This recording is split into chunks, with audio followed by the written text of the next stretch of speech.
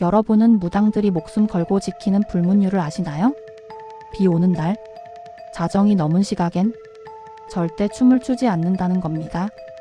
하지만 돈이 급했던 선아는 그 금기를 깨고 말았습니다. 의뢰인은 강남의 한 저택이었습니다. 방 한가운데에는 17살 소녀가 의자에 묶여 있었습니다. 소녀의 눈은 흰자위만 보였고 입에서는 짐승 같은 그르렁 소리가 났습니다. 어머니로 보이는 여자가 다급하게 말했습니다. 살려주세요. 제 딸 몸에 뱀 귀신이 들어 앉았어요. 선아는 부채를 펼치고 방울을 흔들었습니다. 딸랑, 딸랑. 그런데 이상했습니다. 분명 방울을 세게 흔드는데 방울 소리가 들리지 않았습니다. 마치 어둠이 소리를 집어삼키는 것 같았습니다. 그때였습니다. 묶여있던 소녀의 고개가 기괴한 각도로 꺾였습니다. 뚜둑 하는 뼈 부러지는 소리가 정막을 깼습니다.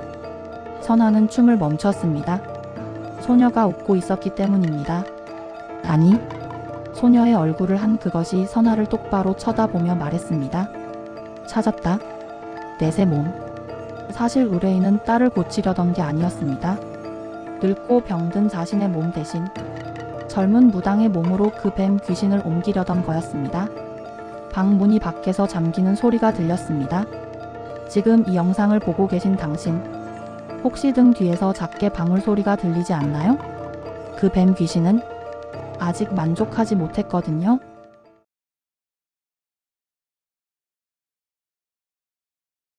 제 할머니는 용한 무당이셨습니다. 돌아가시기 전 저에게 딱 한 가지 유언을 남기셨죠. 얘야, 만약 사람이 거꾸로 서 있는 게 보이거든 뒤도 돌아보지 말고 도망쳐라. 그건 그 사람의 명줄이 다 했다는 뜻이다. 저는 그 말을 믿지 않았습니다. 어제 친구 집들이에 초대받기 전까지는 말이죠. 친구는 한 달 전 새로 지은 고급 아파트로 이사했다며 들떠 있었습니다. 초인종을 눌렀습니다. 딩동. 안에서 친구 목소리가 들렸습니다. 누구세요? 문이 열리고 친구가 웃으며 저를 반겼습니다. 어서와. 왜 이렇게 늦었어? 그런데 저는 비명조차 지를 수 없었습니다. 친구가 천장에 거꾸로 매달려 있었기 때문입니다. 마치 박쥐처럼 천장에 발을 붙이고 서서 고개를 기괴하게 꺾은 채 저를 내려다보고 있었습니다. 제 눈이 잘못된 걸까요? 저는 떨리는 다리를 붙잡고 거실 안을 들여다봤습니다. 그리고 숨이 멎는 것 같았습니다. 소파에 앉아있는 남편, 뛰어노는 아이들, 먼저 와있던 다른 친구들까지 모두 천장에 거꾸로 매달려 밥을 먹고 이야기를 하고 있었습니다. 중력 따위는 없다는 듯이요. 그때 친구가 제 손목을 잡으려 했습니다. 너 안 들어오고 뭐해? 친구의 손이 닿으려던 순간 할머니의 목소리가 들렸습니다. 도망쳐라. 저는 미친 듯이 계단을 뛰어내려왔습니다. 엘리베이터도 타지 못하고 15층을 굴러서 내려왔죠. 아파트 입구를 빠져나와 헉헉거리며 뒤를 돌아본 순간이었습니다. 쿠르르릉. 굉음과 함께 땅이 울렸습니다. 거대한 먼지 구름이 피어올랐습니다. 사람들이 거꾸로 서 있던 게 아니었습니다. 그 아파트는 이미 영혼의 세계에서는 무너져 뒤집혀 있었던 겁니다. 지금 당신이 있는 그곳은 안전한가요? 혹시 천장에서 쿵쿵거리는 발소리가 들리진 않나요? 그건 위층 사람이 걷는 소리가 아닐지도 모릅니다.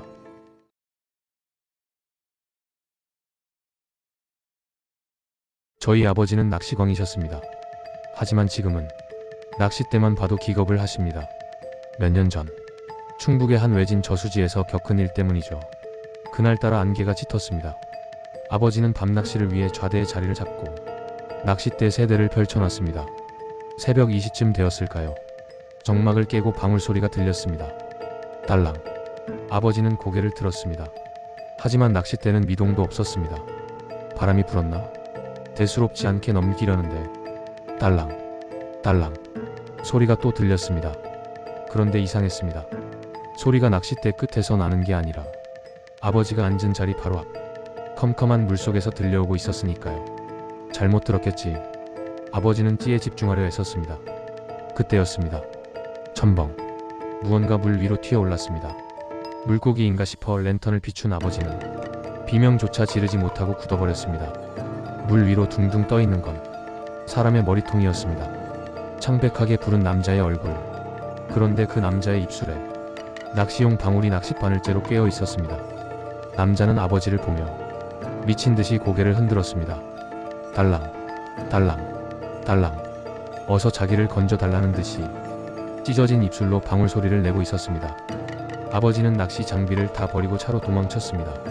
백미러로 뒤를 확인했을 때 그 머리통이 물 위를 콩콩 뛰어오며 아버지 차를 쫓아오고 있었다고 합니다. 달랑, 달랑. 혹시 낚시 좋아하시나요?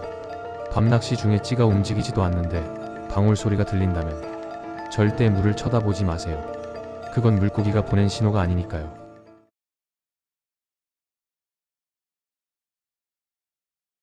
우리 할머니는 진짜 무당이었다. 동네 사람들이 굿할 때마다 부르던 사람. 근데 나한테는 평생 한 번도 굿을 안 해줬다. 대신 이사 가는 날, 나 혼자 살 원룸을 보러 갔다가 갑자기 가방에서 노란 종이 한 장을 꺼냈다. 붉은 먹으로 부적을 쓰더니 작게 한숨을 쉬고 나한테 말했다. 이거 내 방에 붙여라. 절대 태우지 말고 버리지도 마라. 혹시라도 이게 먼저 타버리면 그날은 집에 있지 마라. 무조건 나와라. 나는 그냥 미신 정도로 생각하고 책상 서랍 안쪽에 조용히 붙여뒀다. 그날 밤부터 방 안 공기가 이상하게 무거웠다. 문 쪽에서 이유 없이 찬 공기가 들어오고 새벽마다 벽에서 한 번씩 툭 소리가 났다. 그래도 별일 없이 몇 달이 지났다. 어느 날 할머니가 갑자기 전화를 했다. 요즘 악몽 꾸지? 진짜로 그 주 내내 난 같은 꿈을 꾸고 있었다. 불 꺼진 방 천장에 검은 손자국 5개가 붙어있는 꿈이었다. 할머니는 자세한 얘기는 안 들으려는 듯 짧게 말했다.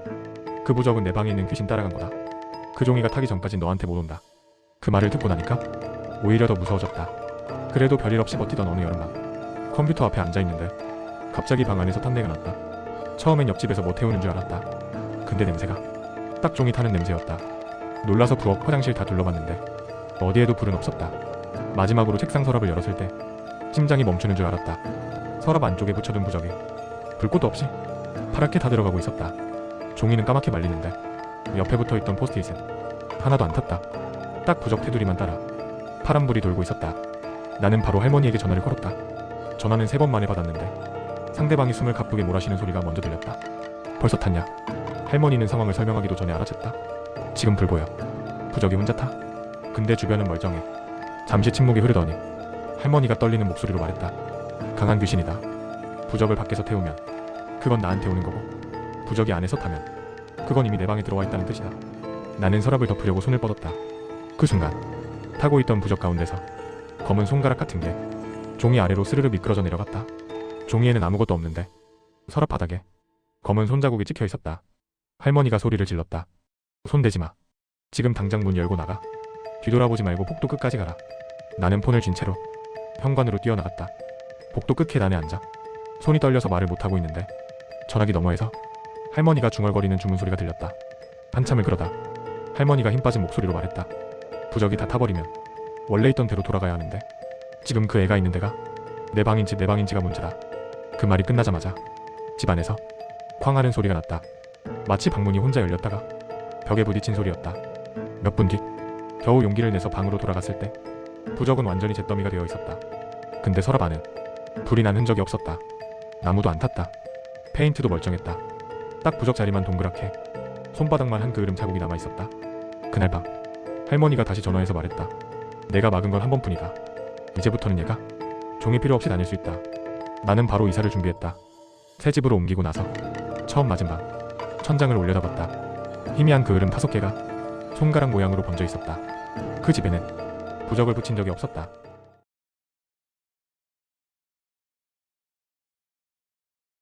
운전하시는 분들, 새벽에 한적한 국도를 달리다 보면 갓길에 비상등을 켜고 서 있는 차를 볼 때가 있죠. 절대 속도를 줄이지 마세요. 제 친구가 겪은 일입니다. 새벽이지. 가로등도 없는 국도를 달리는데 저 앞에 차 한 대가 비상등을 켜고 멈춰 있었습니다. 깜빡, 깜빡. 그리고 차 뒤에 어떤 남자가 서서 미친 듯이 손을 흔들고 있었죠. 친구는 차가 고장났나 싶어 속도를 줄였습니다. 그리고 창문을 아주 조금만 내리고 물었죠. 무슨 일이세요? 남자는 땀을 뻘뻘 흘리며 다급하게 말했습니다. 죄송한데 시내까지만 좀 태워주세요. 차가 퍼졌는데 핸드폰도 안 터져서요. 친구는 알겠다고 하고 차 문 잠금을 풀려던 순간 동작을 멈췄습니다. 뭔가 이상했습니다. 남자는 분명 혼자 서 있는데 자세가 기묘했습니다. 허리가 90도로 푹 꺾여 있었고 무릎은 금방이라도 부러질 듯이 후들거리고 있었거든요. 마치 누군가를 등 뒤에 업고 있는 것처럼요. 저기요, 혹시 일행 있으세요? 친구가 묻자 남자가 고개를 힘겹게 들며 말했습니다. 네? 저 혼잔데요. 그때였습니다. 친구의 차 헤드라이트 불빛이 남자의 등 뒤를 비췄습니다. 친구는 비명을 지르며 엑셀을 밟았습니다.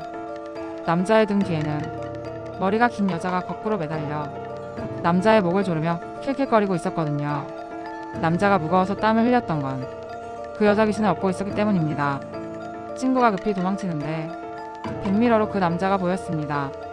남자는 여전히 허리가 꺾인 채로 친구 차를 향해 미친 듯이 뛰어오고 있었습니다. 쿵, 쿵, 쿵. 마치 등 뒤에 여자가 시키는 것처럼요. 혹시 밤길에 혼자 서 있는 사람을 보셨나요? 자세히 보세요. 그 사람의 어깨가 지나치게 무거워 보이지는 않나요?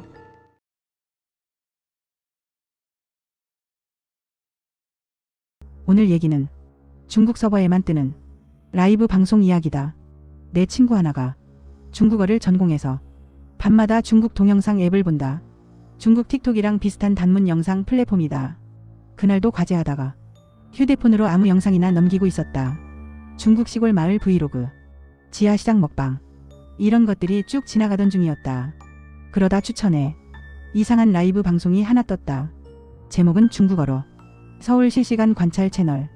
방송 설명에는 간단한 주소와 위도 경도만 적혀 있었다. 시청자 수는 1명, 좋아요 0, 채팅도 한 줄도 없었다. 친구가 눌러보니까 어두운 방이 하나 떴다. 불 꺼진 원룸, 책상 위 모니터 불빛만 희미하게 켜져 있고 침대에는 누가 엎드려 자고 있었다. 처음에는 중국 사람이 서울 여행 와서 몰래 카메라 장난치는 줄 알았다고 한다. 그런데 화면 구도가 어딘가 익숙했다. 벽에 걸린 후드티 색, 책상 위에 쌓인 중국어 교재, 창문 모양, 침대 프레임, 심지어 침대 옆에 세워둔 검은색 캐리어까지 전부 친구 방과 똑같았다. 친구는 순간 심장이 멎는 느낌이 들었다. 자기가 자는 모습이 위에서 내려다보는 각도로 그대로 비치고 있었다. 더 소름이 돋는 건 따로 있었다. 화면 오른쪽 아래에 작게 중국어 문장이 떠 있었다.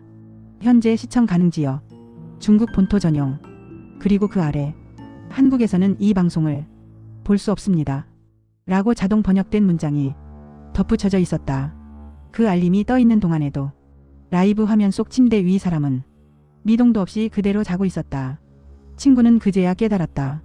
지금 이 라이브는 원래 한국에서는 볼 수 없어야 하는 방송이고 중국 서버에서만 누군가가 자기 방을 실시간으로 구경하고 있었다는 사실을. 친구가 떨리는 손으로 앱을 끄려고 했을 때 화면 상단에 문구가 하나 떴다. 새 시청자 접속, 위치 대한민국, IP 추적 완료. 그 순간 라이브 화면 속에서 침대에 엎드려 자고 있던 몸이 천천히 고개를 들었다. 카메라를 향해 돌아보는 얼굴에 눈이 떠지는 순간 방송이 강제로 종료됐다. 다음 날 그 라이브 채널은 중국 앱에서 완전히 사라졌다. 검색도 안 되고 기록도 남지 않았다. 그런데 지금도 가끔 새벽에 친구 방 와이파이 로그에는 이런 기록이 찍힌다고 한다. 출처 불명 장치, 중국발 접속, 라이브 스트리밍 요청 허용된.